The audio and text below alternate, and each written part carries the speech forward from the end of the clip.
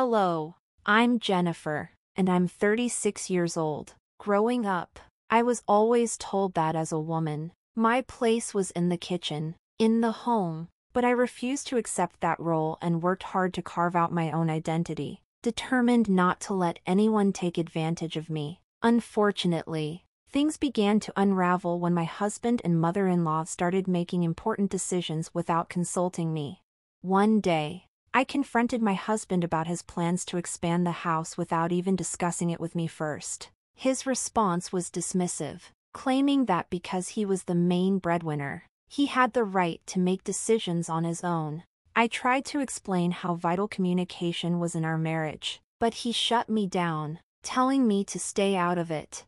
As time passed, my husband Eric, who had once been sweet and loving, became unrecognizable. He seemed to harbor resentment toward me, and despite my best efforts to be kind, our relationship fell apart. Even in matters that affected our household, he preferred consulting his mother rather than me. I started to feel like an outsider in my own marriage, so I expressed a desire to be more involved in decisions, like the renovations, but Eric only grew colder, asking me why I needed to know everything.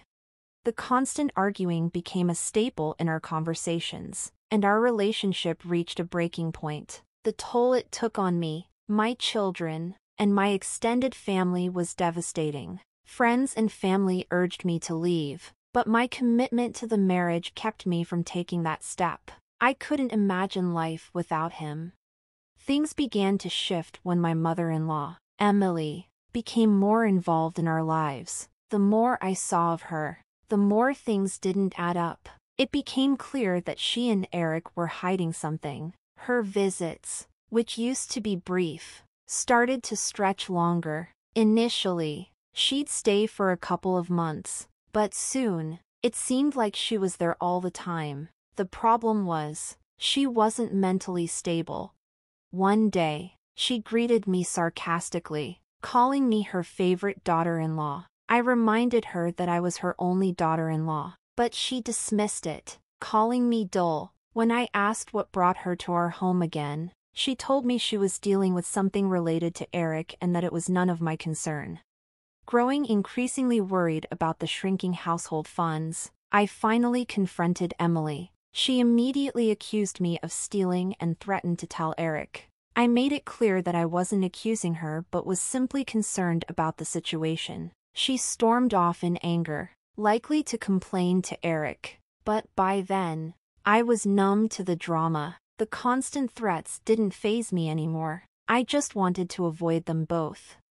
Then, one day, I received a suspicious email. It read, "Hi Mom, make sure to get the right info for the code. Jennifer, we can't afford this plan to fail. You've worked hard to make everything go smoothly for us. Excited for everything to unfold. We'll be successful. Love you." I was stunned. I had no idea what they were planning or why my name was part of it, so I decided to reply. "Hey Eric, it seems I've been included in this conversation. Can you please explain what's going on? Much love, Jennifer." Shortly after, Eric called. The frustration in his voice took me by surprise. "Forget what you just read. It's none of your concern. Obviously, something is going on if my name is involved in these discussions with your mother. Jennifer, it's a common name. Be mature and focus on your own business before I take action. I might regret it. Tell me, Eric, what exactly are you planning? What is it that you'll regret? You've crossed a line. Jennifer, I rarely get upset, but this time you've pushed too far. We'll talk when I get home." After the call ended, a sense of unease washed over me. The unsettling thoughts of the secretive and ominous plans Eric and his mother were conspiring filled my mind. His threats, filled with anger and hostility, made me feel unsafe in my own home. Overcome with fear, I quickly packed a bag and decided to stay at a hotel, desperate to escape the tension and anxiety that had become unbearable. Once settled into the hotel, I reached out to my childhood friend, Donald. I knew he would be the one to offer comfort and support during this difficult time. It wasn't long before he arrived, his face filled with concern and regret for what I was going through. "I get it," he said sympathetically. "It seems like this is just part of the marriage deal. Let me see that email. Maybe we can figure this out together." I showed him the email, and he looked just as confused as I had when I first read it. After a pause, he spoke thoughtfully. "We need to consider their perspective and try to piece together what's really going on. Something's off here, and if they're not being open with you, we'll have to find other ways to get the information we need." I raised an eyebrow, curious. "Like what?" Donald's eyes narrowed slightly as he suggested. "We could start by looking at the accounts. Have you noticed any unusual activity or changes lately?"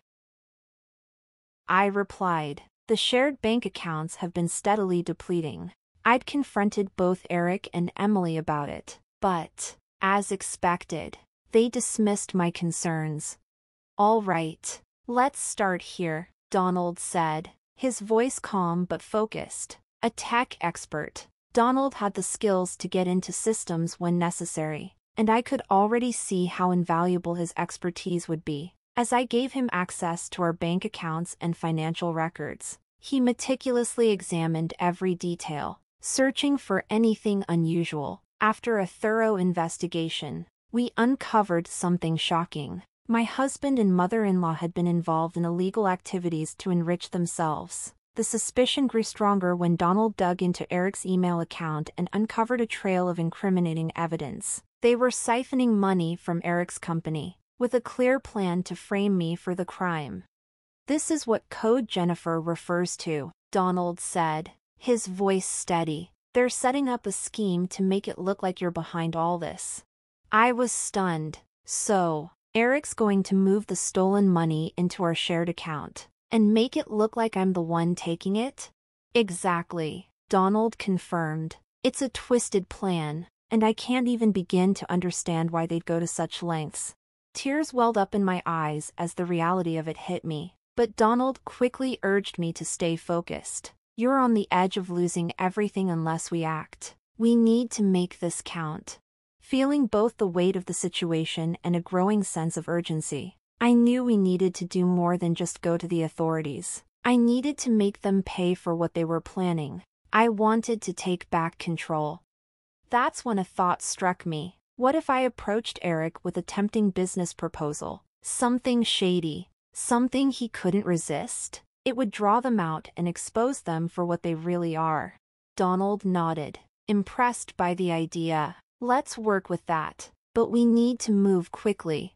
With the plan in motion, I called Eric, pretending to have a business opportunity that he'd find irresistible. I hinted at the illicit nature of the deal, knowing full well it would pique his interest. As I expected, Eric bit, eager at the prospect of easy money. "Hey Eric," I said, trying to sound casual, "I've got an idea. We need to contribute $50,000 to this deal, but we can break it up into smaller amounts if that works for you." "I'll think about it," Eric replied, and during our conversation, I overheard him talking to Samantha, sharing my proposal with her. They seemed to be weighing the decision, but Samantha's enthusiastic response told me everything I needed to know. Then Eric said something that made my heart race. "All right, let's do it. I'll send the full $50,000 to get things moving quickly. Time's critical, and we can't afford any delays. Which account should I use?" I suggested the joint account. "Got it," Donald said, confirming our plan. I agreed, and after hanging up, we waited. Moments later, an email appeared in Eric's inbox. The subject line read, "Just transferred $50,000 to the joint account." It's like sealing her fate. "This will be easy. She'll take the fall for everything, and we'll walk away with the money." Reading those words hit me like a punch to the gut. Despite everything I'd been through, I realized Donald had been planning to deceive me all along. But thankfully, he had been meticulous, documenting everything. From the phone call to these damning messages, It was all part of a carefully constructed case to bring them down. "I'm sorry for everything, Jennifer," Donald said quietly. "Eric's not the one for you. I hope you find someone who treats you better."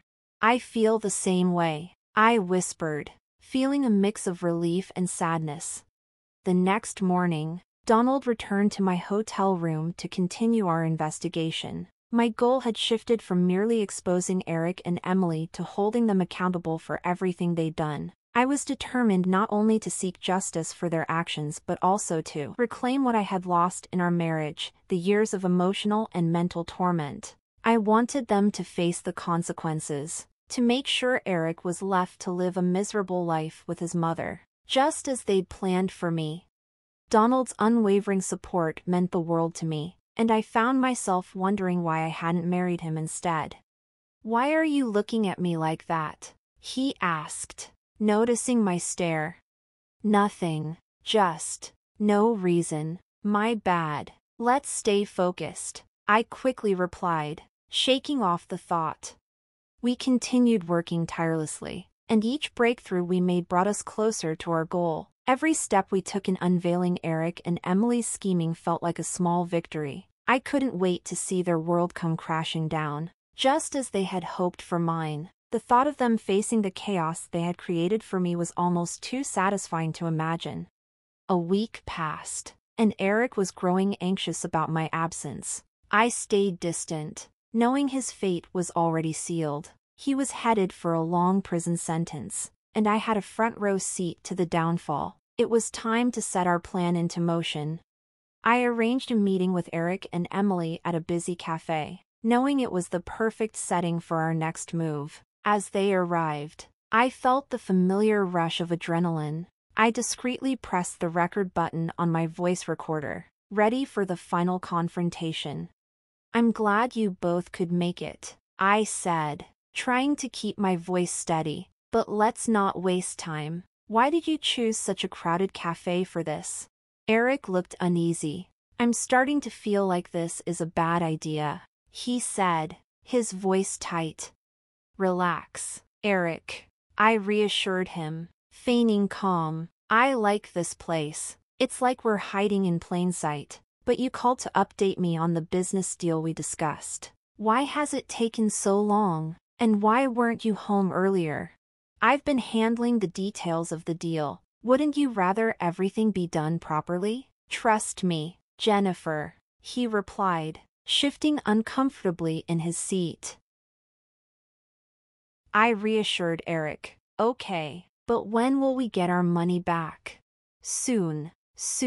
Don't worry," I replied coolly. "But before that, I need to ask you something." Emily's eyes narrowed, and she shot a suspicious glance at me. "Where did you get that $50,000? she demanded. "What do you mean?" I responded, playing innocent. "The money you deposited into the account," Emily pressed. "Where did it come from?" "Does it really matter?" Eric interjected, his tone defensive. "You'll be using the money too, won't you?" "I just want a straightforward answer," I insisted, my patience wearing thin. Emily's voice grew sharper. "Why are you asking him so many questions? This is exactly why we don't involve you in our plans. You can't keep anything confidential." I met her gaze, unflinching. "You think I don't know the truth? That I'm unaware of how deceitful and manipulative the both of you are? I know everything, including how you've been misappropriating funds from Eric's company." Eric's face twisted in anger. "How dare you accuse me of something like that? I would never steal from my own company, and even if I did, you don't have any proof," he retorted, his voice laced with defiance. I nodded slowly, a small smirk forming. "You're right. I don't have proof." I leaned forward, voice steady. "So why not just tell me the truth? Let's end this charade." Eric's smirk returned. "Okay, you want the truth?" He leaned back, casual now. "I've been taking money from the company for months, and if it helps, I'll gladly blame you for it all."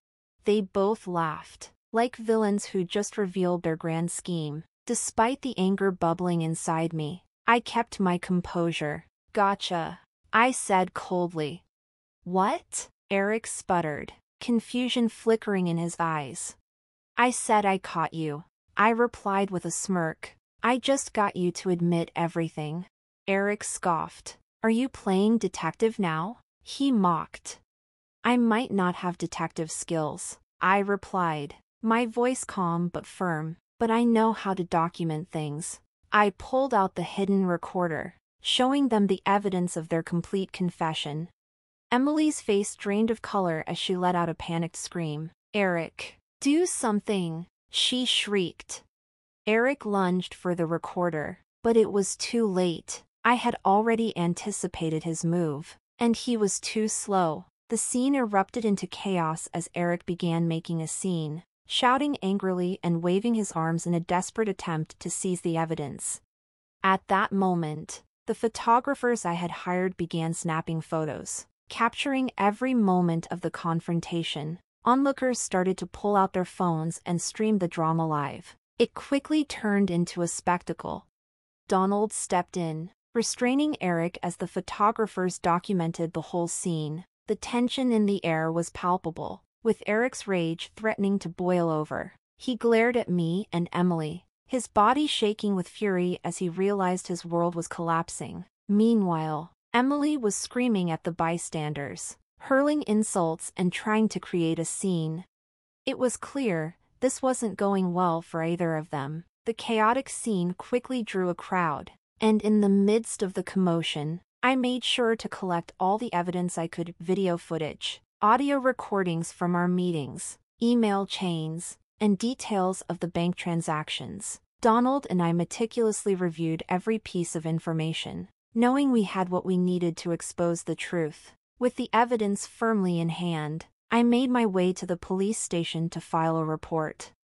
The case moved quickly thanks to the groundwork we had laid. The police were able to see the depth of the fraud and the criminal activity that Eric and Emily had been orchestrating. Within days, Eric was publicly terminated from his position and faced widespread humiliation on social media. Emily, once a rising star in the socialite scene, lost all her influence as well. Both were arrested and charged with embezzlement, and their trials soon garnered national attention. Their faces were plastered all over the news, on TV, in newspapers, and online, for weeks.